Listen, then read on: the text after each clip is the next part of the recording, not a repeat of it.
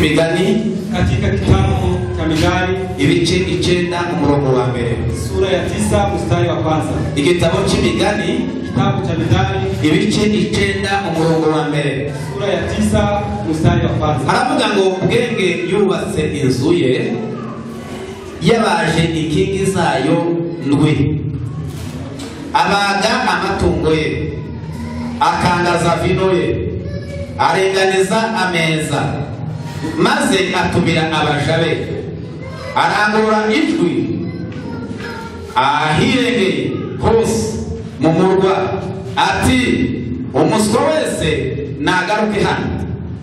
Abwira utagira umutima ati ngwino urye ku mutsima wanje kandi umwe kuri vino nakangaje, mureke ubupfapfa mubeho mwabaswa mwe kandi mugendere mu nzira y'ubuhanga. Amen. Uyu munyabwenge mwenye hekima huyu witwa Salomo, ambaye ni Solomoni, yabonye nawe ahishurirwa Kristo, na yeye ameweza kufunuliwa Kristo kandi amuhishurirwa ari Golgotha, na akafunuliwa akiwa Golgotha. Iwe ngoja kukwita izina aravuga ngo ni bwenge, yeye akamuita jina ambayo ni hekima, kuko ni jambo ry'Imana ariko tubwira ngo niwe bwenge bw'isi yose. Yeye ndiye hekima, niwe waduhindukiye ubwenge bwo buhanga bwose. Yeye amekuwa hekima, aravuga ngo ubwenge ngo yagiye kubaka ngo inzu yiwe. Huyu hekima akajenga, agiye kubaka inzu ngo abanza kubaza inkingi zirindwi, akatengeneza nguzo 7. Izo nkingi zirindwi na nguzo hizo 7 ngo arangije kuzubaka, alipojenga izo nkingi zirindwi bivuga kuko ari intambwe zirindwi zatumye Yesu aza mu isi. Hizo nguzo ni hatua yabaye kuba mu ijuru umugambi bw'Imana, ameishi huko. Inkingi ya mbere yaje kuvuka, akazaliwa, aza kwicisha bugufi, aza kuba umuntu, aza guhinduka ikimonyo, aza guhinduka imbata, aza guhinduka umugaragu. Izo nizo nkingi zirindwi Yesu yubatse, akawa ni mtumishi. Hizo ndio nguzo Yesu. Ariko arangije kubaka izo nkingi, lakini baada ya kujenga Biblia inatubwiye ngo aringaniza meza, akatayarisha meza. Bwana Yesu asifiwe. Aringaniza meza, akatayarisha meza. Ngo abari kuringaniza meza, alipo tayarisha meza, ngo aragenda aza gukangaza vino. na akaandaa vinyo. Ngo aza gukangaza vino. Akaandaa vinyo. Biravuga ngo iyo nkangaza yazanye ya vino ngo n'amaraso y'umwana n'intama y'Imana. Na vinyo hiyo wabaye ngo azana n'umutsima. Na akaja na mkate. Nawe ngo amara kuzana umutsima, alipokuja na mkate, warazamuka hejuru ahirengeye. Na akaweza kukwea amara kugera mu mpinga z'umusozi hejuru. Alipofika juu, ngo arahamagara avuga ngo mwese, akawaita wote, yemwe abaswa mwe, akasema yeye namwe abatagira umutima, yemwe abari kure, nimuze ngo muze kunywa kuri vino yanjye, muze kugira umutsima wanjye, kula mkate huu. Oh, Bwana Yesu asifiwe. Muze kujya kuri uyu mutsima, kujeni muweze kunywa no kuri aya maraso, kujeni muweze kunywa katika vino hii.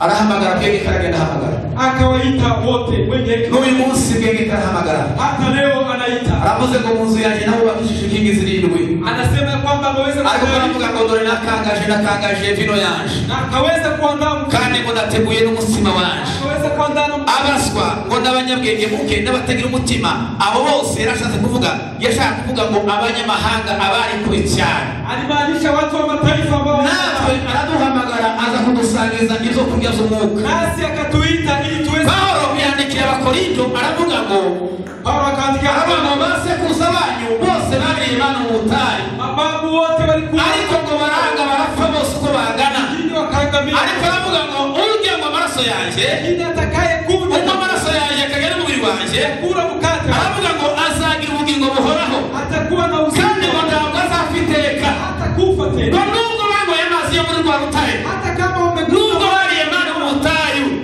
ariko bose byarangiye birangira bapfuye, ariko ngo abazanywa vino nakangaje, abo bose ngo bafite ubugingo buhoraho, watakuwa na uzima wa Bwana Yesu asifiwe. Bwana Yesu asifiwe.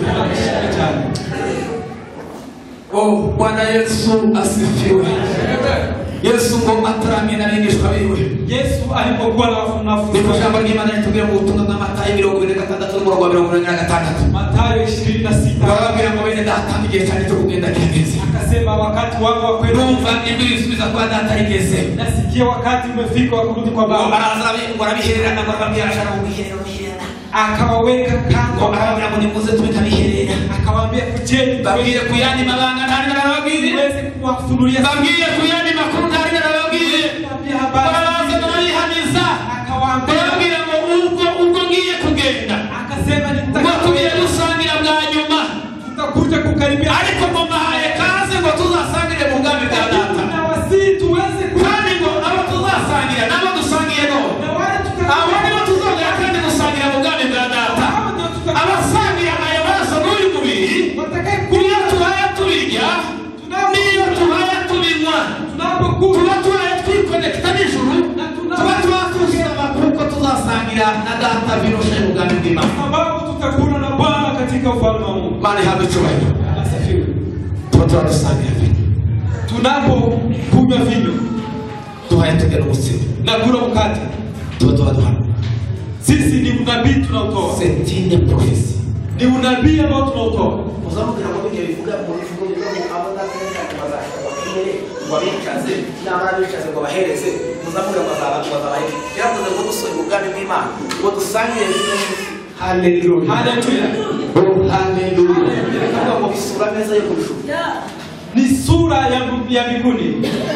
Yewe ndabarase ngo tuzosangira na Kristo mu bwami bw'Imana. Tunawaalika tuweze kujiandaa ngo tuzosangira na Kristo mu bwami bw'Imana. Tuweze kukula na Kristo kwenye ufalme. Bwana Yesu asifiwe. Hallelujah. Nataka muzamubwira mufite masiku. Munasikia mkiwa na hamu hiyo. Tuzosangira na Kristo. Tutakula na Kristo. Tusangira na tutakula. Tusangire na Ibrahim. Tutakula na Abraham. Tuzasangira na Kristo. Tutakula na Kristo. Tuzasangira na Kristo. Tutakula na Kristo. Hatujajidanganya. Wote ambao wamwamini Kristo. Yewe na usifungike hapo kabisa. Uweze kukaribia ndio utapata kuokoka. Ndio kutueleza kunyaga kutokufuza sana. Ndio maana amekuja ili atuokoe. Wewe usigira kutoka kwetu. Wewe unapokimbia uzuri ngo mukirimo atakiza. Pokea mwili wa Kristo kwa sababu atueleza ni atakiza. Ndio maana amekuja kwa sababu ya wokovu.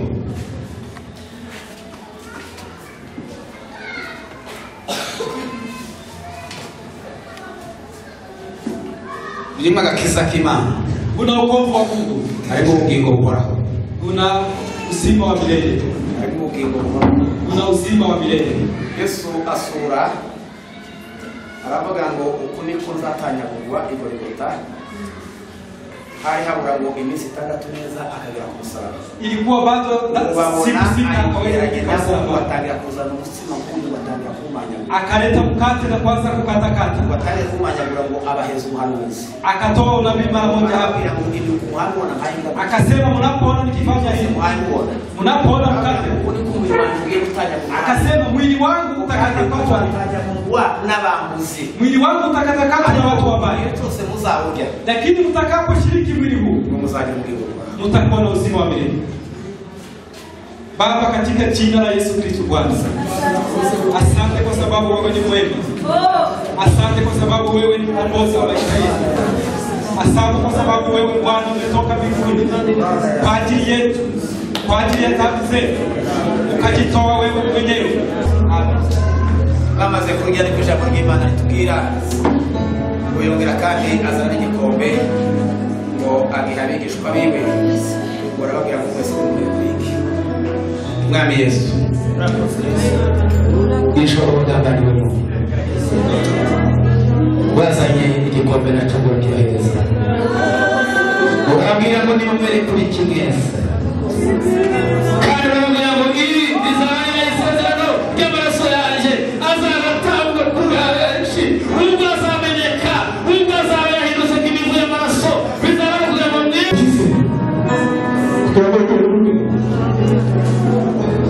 dukomeze gusenga tujye Imana.